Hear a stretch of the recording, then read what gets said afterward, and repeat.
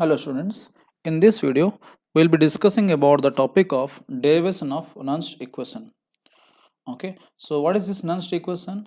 Nernst equation is an equation made by a scientist named Nernst, and this equation is based on how to calculate the cell potential or the EMF of cell or the electromotive of a cell based on the concentrations of the anode and cathode. Okay, so thermodynamically in the, as you know that whenever there is conversion of these energies, then there is a use of free energy. Free energy is actually also named as Gibbs free energy, denoted by delta G, isn't it? So delta G को use करके thermodynamically उन्होंने एक equation दिया जहां से हम लोग electrochemistry में इक्वेशन डिराइव करके यूज कर सकते हैं.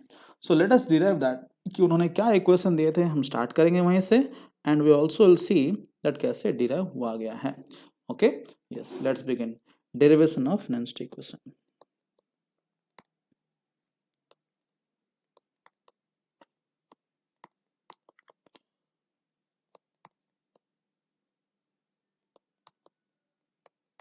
Okay, so let us begin with that equation. That equation was like this: delta G is equal to delta Z naught plus RT ln Q. This was the equation from which Nernst equation was derived, and this equation is from thermodynamics. ठीक है, thermodynamics use करके उन्होंने derive किए थे experiment से. ठीक है, तो उनको ये इक्वेशन मिला. तो ये इक्वेशन को हम लोग मैनिपुलेट करेंगे जैसे हमें Nernst equation I mean use कर पाएंगे इलेक्ट्रोकेमिस्ट्री में. ठीक है, सो चलो. सो डेल्टा जी जो आपको पता है, delta G is what? Gibbs free energy. Delta G is Gibbs free energy. तो इसमें आप अगर जानना चाहेंगे कि डेल्टा जी को हम लोग in terms of E cell कैसे लिखेंगे, तो बहुत सिंपल है. देखिए, एनर्जी को हम लोग कैसे लिखते हैं generally? Energy is equal to, in terms of voltage, charge into potential. In terms of potential और वोल्टेज हम लोग क्या लिखते हैं? Energy is equal to charge into potential, है ना. तो यहाँ पे चार्ज क्या होगा? देखिए, तो यहाँ पे हम लोग चार्ज लिखते हैं as N into F. N into F. Potential को हम लोग क्या लिखते हैं? E cell. सेल पोटेंशियल ना, E M F, electromotive force हम लोग कैसे लिखते हैं? E cell. तो एन एफ मतलब, एन एफ का मतलब क्या है? एन मतलब यहाँ पे नंबर ऑफ इलेक्ट्रॉन्स. एफ मतलब Faraday. What is Faraday? Faraday means 96500 coulombs of charge. इतना कूलम्स किसका चार्ज है? 1 मोल ऑफ इलेक्ट्रॉन्स का चार्ज है. 1 मोल ऑफ इलेक्ट्रॉन्स का चार्ज है. तो हम लोग डिटेल में जाएंगे कि ये कैसे होता है, एनर्जी कितना यूज होता है, कैसे ट्रांसफर होता है. बट अल्टीमेटली ये एनर्जी डिफरेंस जो है, आप बताइए, आपके पास एक बैटरी है, अगर मान लीजिए वो अपना एनर्जी को यूज करके, केमिकल एनर्जी को यूज करके इलेक्ट्रिकल एनर्जी में कन्वर्ट कर दिया, तो अभी उसका फाइनल एनर्जी इनिशियल से कम होगा कि ज़्यादा होगा? अपना एनर्जी का यूज कर दिया ना. मान लीजिए बैटरी का पहले से 100 जूल्स था, है ना, एनर्जी इनिशियल. एनर्जी फाइनल मान लीजिए यूज करके वो बन गया 80 जूल्स. तो अभी डेल्टा ई क्या होगा? E final minus E initial. Negative आएगा ना वैल्यू. 80 माइनस 100 नेगेटिव आएगा. इसलिए हम लोग डेल्टा जी को कैसे रिप्रेजेंट करते हैं? Delta G is equal to minus N F E cell. Minus क्यों आया? क्योंकि चेंज इज नेगेटिव. पहले जितना था उससे यूज होने के बाद वो वैल्यू कम हो गया, इसलिए माइनस यूज करते हैं. तो delta G is equal to minus N F E cell. आप अगर डेल्टा जी नॉट को ले लिखना चाहेंगे तो क्या होगा? एन एफ तो चेंज नहीं होगा, ई नॉट सेल. तो ये इसका हम एप्लीकेशन कैसे यूज करेंगे? देखिए एक एग्जांपल,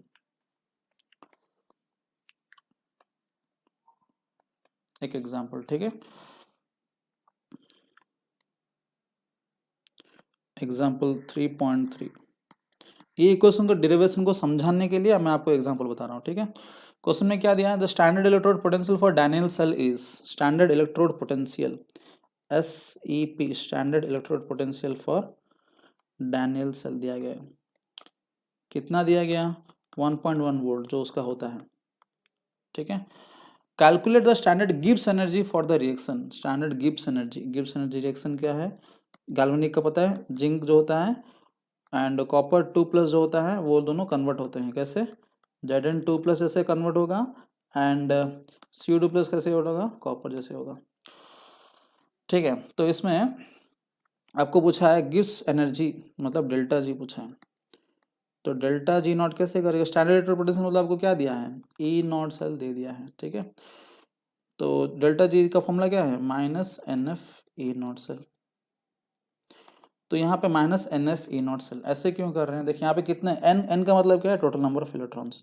यहाँ पे जो रिडॉक्स रिएक्शन हो रहा है कितना इलेक्ट्रॉन्स ट्रांसफर हो रहे हैं अंदर में, देखिए यहाँ पे जिंक का चार्ज 0 था, 0 से क्या बन रहा है 2+, मतलब इलेक्ट्रॉन्स कितने ट्रांसफर हुआ, कितना इलेक्ट्रॉन्स लूज किया है वो 2 इलेक्ट्रॉन, ये 2+ से 0 बना, ये कितना एक्सेप्ट किया 2 इलेक्ट्रॉन, तो 2 इलेक्ट्रॉन का इंटरचेंज हो रहा है, ट्रांसफर हो रहा है, इसलिए n इज इक्वल टू यहाँ पे हम लोग ले लेंगे 2, है ना।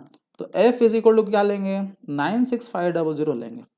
ऐसे क्यों, यहाँ पे देखिए, यहाँ पे आप समझने के लिए ट्राई कीजिए, जब मैं यहाँ पे 2 इंटू 96500 से मल्टीप्लाई कर रहा हूँ, is it not equal to the charge of 2 mole of electrons, this is equal to 2 mole of electrons का चार्ज ना, 2 इंटू, क्योंकि 1 मोल ऑफ इलेक्ट्रॉन्स का चार्ज 96500 है ना, 2 मोल्स का कितना होगा, आई मीन 2 इंटू मल्टीप्लाई करने से क्या हो जाएगा, 2 मोल्स ऑफ इलेक्ट्रॉन्स का चार्ज हो जाएगा।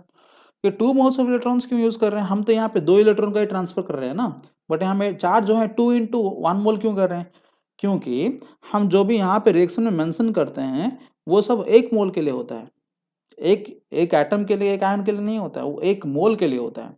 तो यहाँ पे हम जो बोल रहे हैं 2 इलेक्ट्रॉन्स, वो एक एक आयन के लिए, एक जिंक एटम क्या करता है 2 इलेक्ट्रॉन लूज करके ऐसे बनता है, वैसे 1 मोल ऑफ जिंक एटम क्या करेगा, 2 मोल्स ऑफ इलेक्ट्रॉन्स को लूज करेगा, है कि नहीं।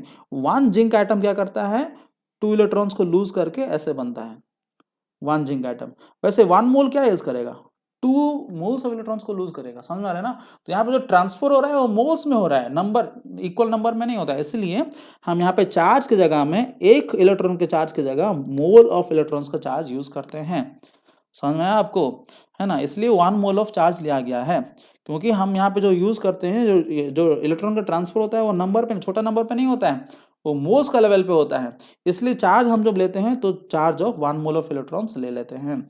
यहाँ पे बिकॉज 2 मोल्स ऑफ इलेक्ट्रॉन्स का चार्ज ट्रांसफर हो रहा है दोनों के बीच में, जिंक एंड कॉपर के बीच में, ये 2 मोल ऑफ इलेक्ट्रॉन को लूज कर रहा है जिंक, एंड कॉपर जो रिलीज किया है जिंक वो कॉपर उसको क्या कर रहा है, एक्सेप्ट कर रहे हैं, समझ में आ रहा है। तो दिस इज व्हाट, इसलिए हम लोग क्या कर रहे हैं 96500 से मल्टीप्लाई करेंगे, एंड ई सेल तो दिया गया है तो मल्टीप्लाई कर देंगे तो कितना हो जाएगा, -2 इंटू 96500 इंटू 96500 इंटू कितना 1.1 जो दिया गया है, मल्टीप्लाई करेंगे आपको वैल्यू आ जाएगा। ठीक है, तो इसका actual value 1 mole of electron का एक्चुअल वैल्यू कितना होता है 96487 होता है, 96500 नहीं होता है। 1 मोल ऑफ इलेक्ट्रॉन का चार्ज एग्जैक्ट कितना होता है, charge of 1 mole of electron का कितना होता है 96487 कूलम्स। ठीक है, आप जब एंट्रेंस में यूज करोगे तो 96500 यूज करना, बोर्ड में यूज करोगे तो 96487 यूज करना। एंट्रेंस में 96500 क्यों करना पड़ रहा है, क्योंकि कैलकुलेशन बहुत हेक्टिक हो जाता है ना, इसलिए राउंड ऑफ करके इसको क्या कर देते हैं 96500। ठीक है, तो 96487 से मल्टीप्लाई करेंगे तो आपको अराउंड आंसर आ जाएगा, डेल्टा जी नॉट का वैल्यू का आंसर आ जाएगा -212.27 किलो जूल पर मोल, ये आपका किलो जूल से इतना। ठीक है, समझ में आया। सो ये डेल्टा जी का यूज ऐसे होता है, तो हम वहाँ पे थे डेरिवेशन पे थे ना, डेरिवेशन पे हम लोग यूज कर रहे थे ये फॉर्मूला, है ना। तो यहाँ पे आ जाइए, चलिए यहाँ पे यूज करते हैं। तो अभी आपको पता चला delta G is equal to -NFE क्यों हुआ, जो आपका फ्री एनर्जी है वो कहाँ से डिराइव हुआ, energy is equal to charge into potential, charge है N इंटू एफ, पोटेंशियल है ई सेल, एफ मतलब Faraday 1 mole of electrons, mole का टर्म्स में यहाँ पे ट्रांजेक्शन हो रहा है, इसलिए हम लोग 1 मोल ऑफ इलेक्ट्रॉन्स का चार्ज ले लिए हैं। ठीक है, चलो डेरिवेशन पे आते हैं। सो डेरिवेशन पे हमारा क्या है, delta G is equal to delta G not plus RT ln Q है। आर मतलब यूनिवर्सल गैस कांस्टेंट, टी मतलब temperature, universal gas constant, T मतलब आपका क्या हो जाएगा, टेम्परेचर, Q आपका क्या हो जाएगा, रिएक्शन कोसेंट, ये सब हो जाएंगे, है ना। रिएक्शन कोसेंट आपको याद है, हमने इक्विलिब्रियम चैप्टर में पढ़ा था। Reaction quotient is Q can, अगर एक रिएक्शन है, मान लीजिए small m moles of capital A, small b moles of capital B is in reaction हो रहा है, वो इक्विलिब्रियम पे आया ना आया, जो भी मान लीजिए रिएक्शन हो रहा है, to give rise to C moles of capital C and D moles of capital D। तो इस जगह में आप अगर Q लिखना चाहेंगे, Q is what, the ratio of products of concentration of products to that of concentration of reactants at any instant, ratio at any instant। यहाँ पे क्या लिखेंगे, C to the power C D to the power D, any instant में, start होने के time हो या बंद होने के टाइम हो, ठीक है। ये जब इक्विलिब्रियम में पहुंच जाएगा, मैं आपको याद दिला रहा हूँ हम जो पढ़े थे, अगर ये इक्विलिब्रियम में पहुंच जाएगा तो क्या होगा गाइस, K लिखना पड़ता है, सेम रिएक्शन को, सेम फॉर्मूला को हम लोग क्या लिखना पड़ता है, K लिखना पड़ता है। Q will be equal to K, Q will be equal to K at equilibrium, at equilibrium, ठीक है। सो चलो हम लोग यूज करते हैं इसको, क्या था, delta G is equal to delta Z not plus RT ln Q। इसका हम क्या करेंगे, चेंज कर देंगे, minus NF E cell is equal to minus NF A not cell plus RT 2.303 log में कन्वर्ट करना चाहेंगे तो अच्छा होगा, log Q, ठीक है।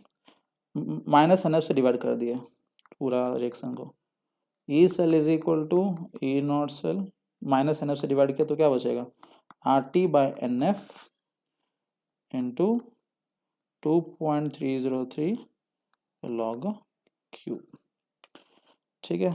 अभी by putting the values, R का वैल्यू पुट कर देंगे 8.314, temperature, room temperature 25 degree Celsius, 298 Kelvin, अगर ये पुट कर दिए, ठीक है। देन हम ये भी पुट कर देंगे, n का वैल्यू, n तो रही है, f का वैल्यू आपको पता है 96500 कूलम्स, है ना, ये भी पुट कर देंगे। तो ये पुट करने के बाद आपको जनरली ये आ जाएगा, क्या आ जाएगा, E cell is equal to A not cell, एक वैल्यू आ जाएगा यहाँ पे, क्या आ जाएगा, 0.0591 डिवाइड बाई n, यहाँ पे log एंड ये आ जाएगा साइड में Q, log Q, ठीक है, ये आ जाएगा,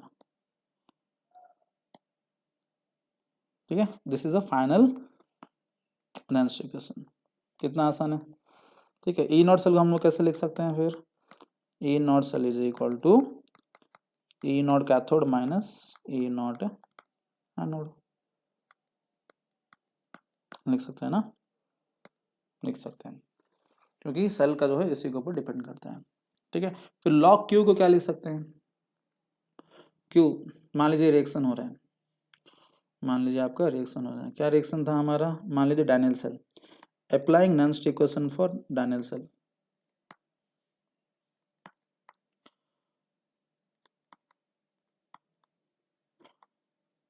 फॉर डैनियल सेल, ठीक है। तो डैनियल सेल क्या है आपको पता है, डैनियल सेल का रिएक्शन, जिंक जो सॉलिड था वो Cu2 प्लस एक्वस के साथ मिलके क्या बनता है, Zn2 plus aqueous plus Cu sulphur. तो ये मान लीजिए आपका रिएक्शन है, तो यहाँ पे Q के जगह में क्या लिखेंगे, Q is equal to concentration of product Zn2 plus into Cu by Zn into Cu2 plus, है ना। Q कैसे लिख सकते हैं, reaction quotient, concentration of product by concentration of reactant, लेकिन इसमें कॉपर भी सॉलिड है, जिंक भी सॉलिड है, दोनों सॉलिड्स हैं। इफ देर आर सॉलिड्स है तो उसका कॉन्सेंट्रेशन कितना होता है, 1, तो concentration of zinc is equal to concentration of sorry copper is equal to 1 unity हमेशा, क्योंकि उसमें चेंज नहीं आता है ना कॉन्सेंट्रेशन से, यूनिटी ले लेते हैं। सो क्यू की जगह में क्या हो जाएगा Zn2 plus by Cu2 plus डाल सकते हैं। तो हमारा फॉर्मूला क्या हो जाएगा इस, देखिए हमारा फॉर्मूला आ जाएगा E cell is equal to E naught cell minus 0.0591, इसको कभी कभी एंट्रांस में 0.06 भी ले लेते हैं एंट्रांस में, बाय एन। यहाँ पे एन वैल्यू कितना है फॉर्मूला के हिसाब से, नीचे एन है, यहाँ पे एन वैल्यू कितना है, नंबर ऑफ इलेक्ट्रॉन्स ट्रांसफर्ड 0 से 2 प्लस 2 इलेक्ट्रॉन, Cu2 प्लस से जो 0 2 इलेक्ट्रॉन, दोनों में सेम होना चाहिए, कभी अलग नहीं होगा, ठीक है। तो कितना होगा n के जगह में 2 log concentration of anode Q की जगह में क्या लिखेंगे Zn2 plus by Cu2 plus, ये बचा, ठीक है। और ये डैनियल सेल में एनोड कौन है, डैनियल सेल में एनोड कौन है, डैनियल सेल में आपका एनोड है कौन है, जिंक, और आपका कैथोड कौन है, कॉपर, है ना।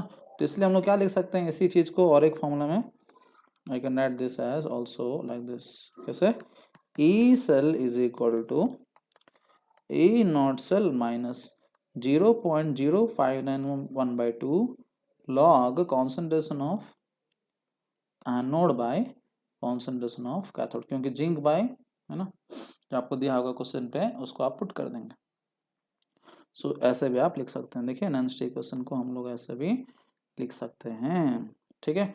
So this is one type of derivation, another type of derivation वो आपका बुक में है and I have given in notes, you can go through that, ठीक है, आप आराम से निकाल सकते हो उसको, ठीक है। देन अनदर थिंग, कुछ स्पेशल पॉइंट्स, ठीक है, if the reaction reaches equilibrium, if the reaction reaches equilibrium, अगर इक्विलिब्रियम पहुंच जाएगा, ठीक है, तो क्या होगा, मान लीजिए वही ये रिएक्शन है, zinc sulphur is reacting with Cu2 plus aqueous is in equilibrium with Zn2 plus Daniell cell का है ना, aqueous plus Cu, ये डैनियल सेल का है, इक्विलिब्रियम पहुंच गया, इक्विलिब्रियम पहुंच गया तो क्या होगा, एट इक्विलिब्रियम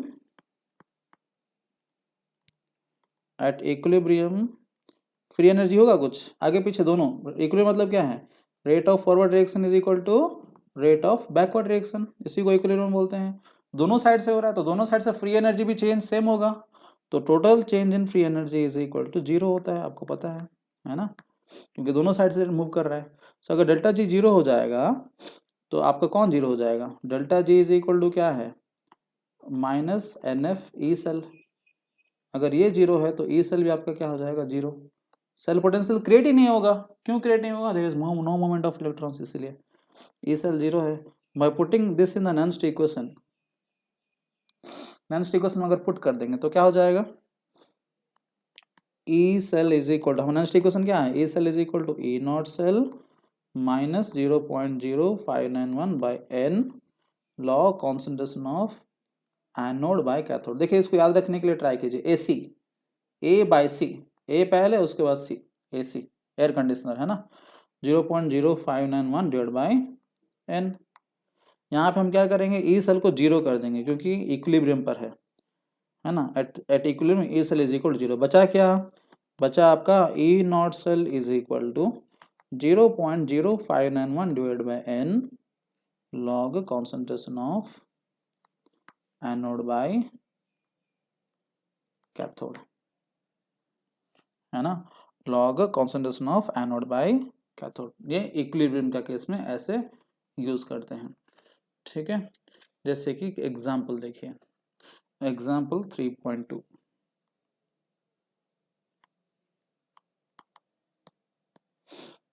ठीक है, इक्विलिब्रियम में आपका क्या हो जाएगा, ए सेल 0 हो जाएगा, इसको हमेशा याद रखना है, अप्लाई करना है इक्विलिब्रियम पर, ठीक है। क्वेश्चन पे क्या दिया, देखिए क्वेश्चन पे दिया है calculate the equilibrium constant of the reaction, calculate equilibrium constant मतलब के चाहिए, है ना, के चाहिए और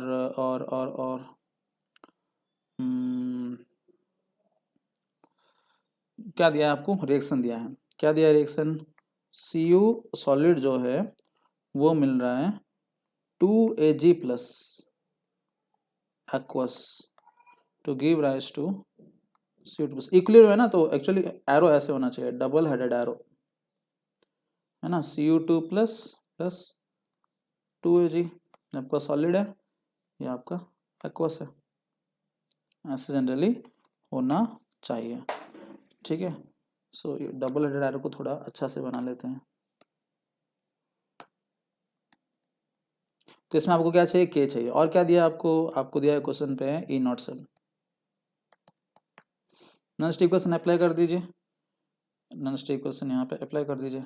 तो नॉन स्टिक क्वेश्चन के हिसाब से आपको पता है कि E cell is equal to E naught cell minus 0.0591 divide by N log Q. जब इक्विलिब्रियम पर है, क्वेश्चन दे दिया, क्वेश्चन पे दे दिया इक्विलिब्रियम करके, इक्विलिब्रियम कांस्टेंट पूछा है, मतलब ऑब्वियसली आपको हिंट दे रहा है कि reaction is already has reached equilibrium. Equilibrium पर है तो क्या हो जाएगा, ई सेल जीरो हो जाएगा। अगर ई सेल जीरो हो जाएगा, आपका बचा क्या, क्यू क्या हो जाएगा इक्विलिब्रियम पर, के हो जाएगा ना, यस। सो अभी क्या हो जाएगा, E naught cell is equal to 0.0591 divide by N log K. ठीक है, तो आपको एन वैल्यू पता है, देखिए रिएक्शन को देखिए, एन वैल्यू पता कीजिए कैसे, जीरो था अभी क्या हो गया 2 प्लस, ट्रांसफर कितना हो रहा है 2 इलेक्ट्रॉन, और एक एक एजी में ट्रांसफर कितना है +1 एजी, और यहाँ पे एजी का जीरो, एक एजी का ट्रांसफर 1 इलेक्ट्रॉन है, 2 एजी का ट्रांसफर 2 इलेक्ट्रॉन है, 2 सिल्वर के लिए 2 इलेक्ट्रॉन, ऑब्वियसली एक का 2 होगा तो कॉपर क्या है यहाँ पे, एनोड की कैथोड, 0 से 2 प्लस ऑक्सीडाइज हो रहा है, copper is your anode, copper is your anode, 0 से 2 प्लस ऑक्सीडाइज हो रहा है, एजी +1 से 0 रेड्यूस हो रहा है, ये आपका क्या होगा, कैथोड होगा। ठीक है, सो हम क्या करने वाले हैं यहाँ पे, E naught cell, E naught cell का वैल्यू दे दिया है 1, ई नॉट सेल का वैल्यू दे दिया है कितना, सॉरी, ई नॉट सेल का वैल्यू दिया था 0.46, तो 0.46 डाल देंगे यहाँ पे, 0.46 इंटू एन, एन की जगह में 2 divided by 0.0591 is equal to log K. यहाँ पे के को पाने के लिए आप क्या करेंगे, K is equal to antilog apply करेंगे। एंटी लॉग टेबल देखना आपको बताया था, you can use anti-log table, you can get the value। तो k is equal to anti-log, क्या anti-log 0.46 इंटू 2 बाय 0.0591। ठीक है, ये आपका k वैल्यू दे देगा, समझ गए। तो इक्विलिब्रियम पे ऐसे होता है, ई सेल आपका जीरो हो जाता है, जिसकी वजह से नया फॉर्मूला क्रिएट हो जाता है। ठीक है, so this is about using of Nernst equation. ठीक है, यूजिंग ऑफ नॉन्स्ट इक्वेशन। ठीक है, लास्ट क्वेश्चन कर लेते हैं हम लोग, एग्जाम्पल 3.1।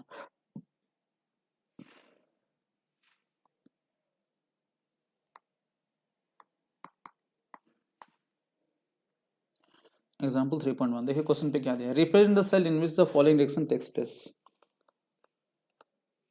पहले बोला है represent the cell, cell reaction क्या दिया है, देखिए सेल रिएक्शन दिया है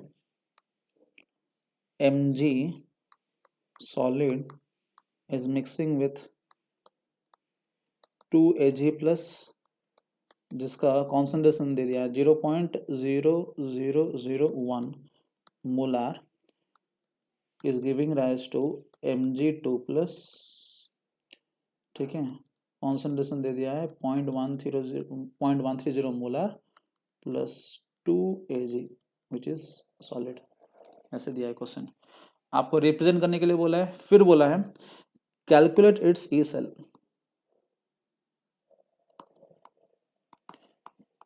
calculate its E cell if E naught cell is equal to 3.17 volt. कोई नोट सेल दे दिया। ई सेल पूछा है, मतलब आपको आंख बंद करके नेक्स्ट इक्वेशन अप्लाई करना है। बट इसके पहले हमें आपको क्या करना है, यहाँ पे रिप्रेजेंट करना है सेल को। सेल रिप्रेजेंटेशन कैसे होता है आपको पता है। सेल रिप्रेजेंटेशन के लिए हम क्या करते हैं, ये वाला फॉर्मूला, ये वाला रिप्रेजेंटेशन यूज करते हैं। Anode, salt bridge, cathode. तो एनोड कौन है, कैथोड कौन है, कैसे पता करेंगे। एनोड कौन होता है, जहाँ पे ऑक्सीडेशन होता है, ऑक्सीडेशन। एंड कैथोड कौन होता है, जहाँ पे रिडक्शन होता है ना। तो इस केस में देखिए एम जी का चार्ज 0 है, 0 से 2 प्लस हो रहा है, मतलब क्या हो रहा है, ऑक्सीडाइज हो रहा है। Ag+1 से 0 हो रहा है, क्या हो रहा है, कम हो रहा है ना, रेड्यूस हो रहा है। एक ऑक्सीडाइज हो रहा है और एक रेड्यूस हो रहा है, ठीक है। तो यहाँ पे ऑक्सीडेशन कौन हो रहा है, Mg, तो Mg will be anode. Anode Mg solid से क्या हो रहा है, वो कन्वर्ट हो रहा है कैसे, Mg2+ से। ये आपका क्या है, फेज लाइन। और उसके बाद क्या हम लोग लिखेंगे, एक्वस, और इसका कॉन्सेंट्रेशन Mg2+ का एक्वस कॉन्सेंट्रेशन कितना है, 0.130, 0.130 लिखेंगे यहाँ पे ब्रैकेट में, मोलार। फिर सॉल्ट ब्रिज Ag, हाँ तो Ag का यहाँ पे जो सामने 2 आया उसको रिप्रेजेंट नहीं करना होता है, ध्यान दीजिएगा, खाली उसी को, वो आयन को रिप्रेजेंट करना होता है। Ag+ जो आपका एक्वस था, जिसका कॉन्सेंट्रेशन 0.001 मोलर था, वो अभी कन्वर्ट कैसे हो रहा है, Ag जैसे। Need not put the stoichiometric coefficient in the representation, need not put the stoichiometric coefficient in the representation। तो यहाँ पे stoichiometric coefficient को यूज नहीं किए, संभाल के रिप्रेजेंटेशन बनाएंगे, ठीक है। तो यहाँ पे एक नोट लिख लीजिएगा, need not put the stoichiometric coefficient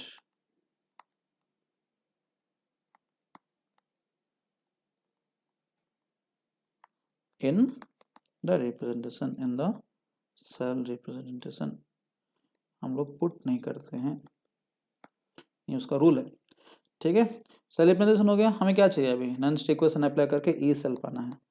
E cell का फॉर्मूला क्या है गाइस, नॉन स्टिक इक्वेशन हमेशा मुंह पे रहना चाहिए, E naught cell minus 0.0591 divide by N log concentration of anode by concentration of cathode, हमेशा A/C, ठीक है। तो ई नॉट सेल वैल्यू आपको दिया गया है 3.17 minus 0.0591 divide by N. N का वैल्यू कितना है यहाँ पे, चेंज कितना है, 0 से 2 प्लस, चेंज इज 2 इलेक्ट्रॉन्स, 0 से 2 प्लस, चेंज इज 2 इलेक्ट्रॉन्स। यहाँ पे 1 kg +1 से 0 हो रहा है, तो 1 kg का चेंज 1 है, +1 से 0 मतलब चेंज 1 है। 2 kg के लिए चेंज कितना हो जाएगा, 2 ही हो जाएगा। तो एक का 2 होगा तो दूसरा का ऑब्वियसली 2 होना ही है, सेम होना चाहिए। तो 2 into log concentration of anode, anode कौन है यहाँ पे, Mg का कॉन्सेंट्रेशन दिया है कितना, 0.130 divide by concentration of cathode, cathode का कितना है 0.0001, 0.0001, इसे पुट कर देंगे तो आपको फाइनल आंसर आ जाएगा। लॉग इतना वैल्यू आ जाएगा अराउंड, ये पूरा का पूरा वैल्यू अराउंड आ जाएगा 0.217। सो 3.17 माइनस 0.21, अराउंड आपका आंसर आ जाएगा 2.96 volt around approximately. From the textbook itself I am taking this data, example 3 textbook का डाटा मैं यूज़ कर रहा हूँ directly, I have not solve this but you can solve and check this कि कितना आ रहा है exactly. हाँ और एक बात बहुत इंपॉर्टेंट बोलना भूल गया आपको, यस। तो देखिए यहाँ पे हम जब लिख रहे हैं कैथोड, कैथोड कौन है यहाँ पे, कैथोड आपका सिल्वर है ना। जब हम लोग यहाँ पे लिखेंगे कॉन्सेंट्रेशन टर्म, इसके लिए अगर मैं क्यों लिखूंगा, ये रिएक्शन के लिए मैं अगर क्यों लिखूंगा, क्यू को कैसे लिखूं, देखो कॉन्सेंट्रेशन ऑफ प्रोडक्ट मतलब Mg2+